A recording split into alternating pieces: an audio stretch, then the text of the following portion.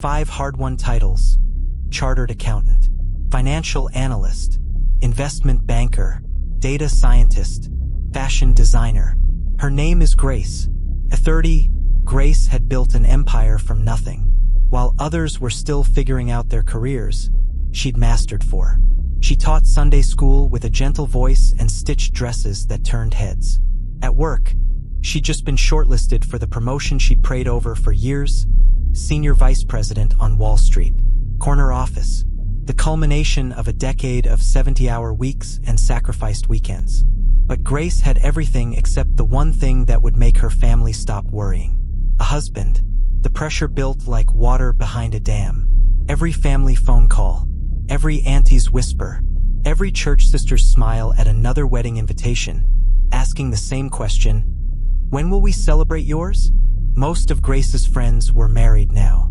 The chorus grew louder, and even the strongest faith can be bruised by the sound of clocks. Then one Sunday, an old schoolmate reappeared at a church event. His name was David. Charming, polite, scripture on his lips and ambition in every sentence. They'd gone to the same Christian secondary school years ago. Back then, he'd been quiet, forgettable. Now he was different, polished, confident, well-spoken. "Grace, I always admired you," he said. "Your drive, your faith, your excellence. I always thought you'd be the perfect wife." He told her he worked at a multinational corporation, senior manager, running his own consulting firm on the side with incredible potential. He showed her photos, properties, cars, success. "I want to build something with you, a godly home, a kingdom partnership." Everything Grace's family wanted to hear, and deep in her spirit, something whispered, "This isn't right." But the promise was intoxicating. The timing was perfect, and her mother's voice was louder than her instincts. "Don't let this one go, Grace. You're not getting any younger." Within 3 months, there was a ring, a date, and a decision that would cost Grace everything. David lived in a small town 4 hours away. "You'll have to resign and move here," he said. "That's what submission means. But don't worry, you won't need to work. I'll provide everything. Heaven and earth, Grace. I promise." Grace's spirit screamed warnings, but she silenced them. This was her chance. Her family's prayers answered. Her ticket to finally being enough. On her last day at work, her colleagues baked a cake. The icing read, "For love and new beginnings." Her boss pulled her aside. "Grace, you're about to be promoted. VP track. Are you absolutely sure about this? I'm getting married, starting a family. You're one of the most brilliant minds I've ever worked with. If things don't work out, they will." But as Grace packed her designer suits, her certificates, her awards, her fashion sketches, the life she'd built brick by brick, her hands trembled. "Something is wrong," her spirit whispered. "But I can't disappoint my mother again," her heart answered. She resigned, packed her life, left the city, left Wall Street dreams, left everything. And when she arrived in David's town, her new life began, and her peace ended. The wedding was beautiful.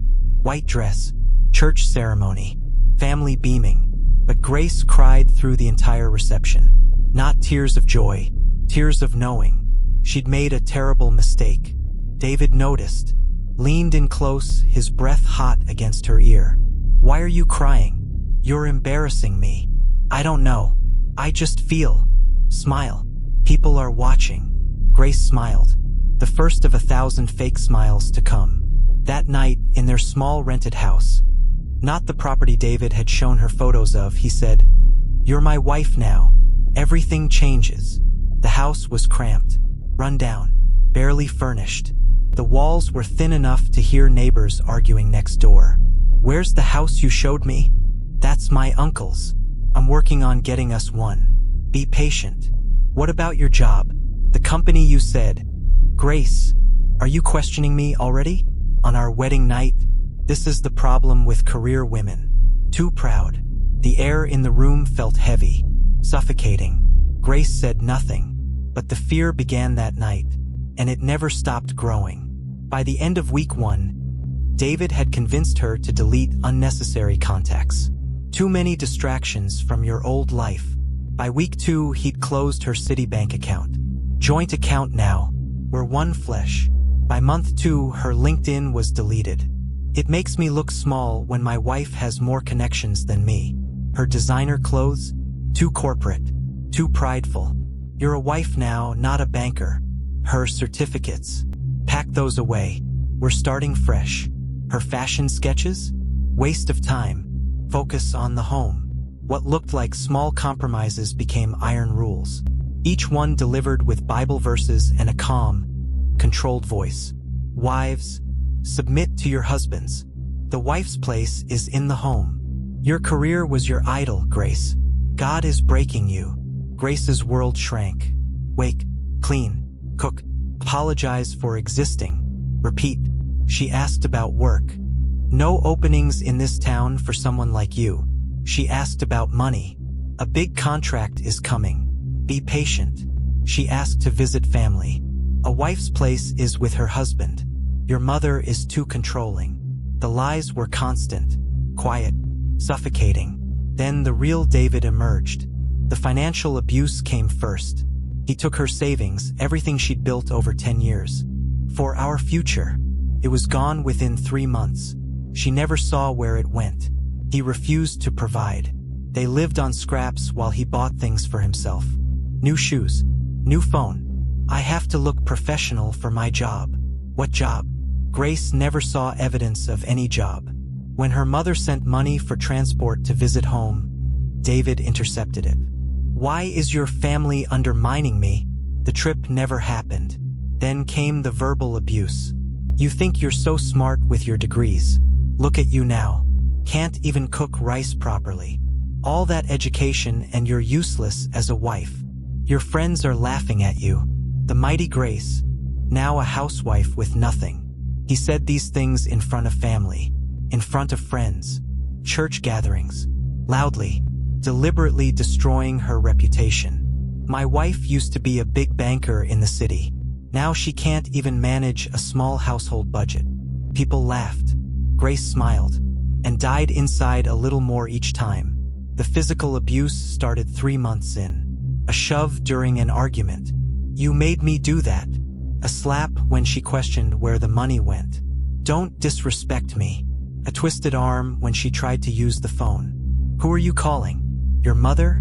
To complain. And the most twisted part, he'd sneak out to the living room late at night to pray. Loudly, performing righteousness. Lord, teach my wife submission. Break her pride. Make her the wife you called her to be.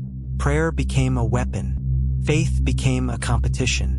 But only one of them had bruises hidden under long sleeves. Sundays were the worst. David would wake her early.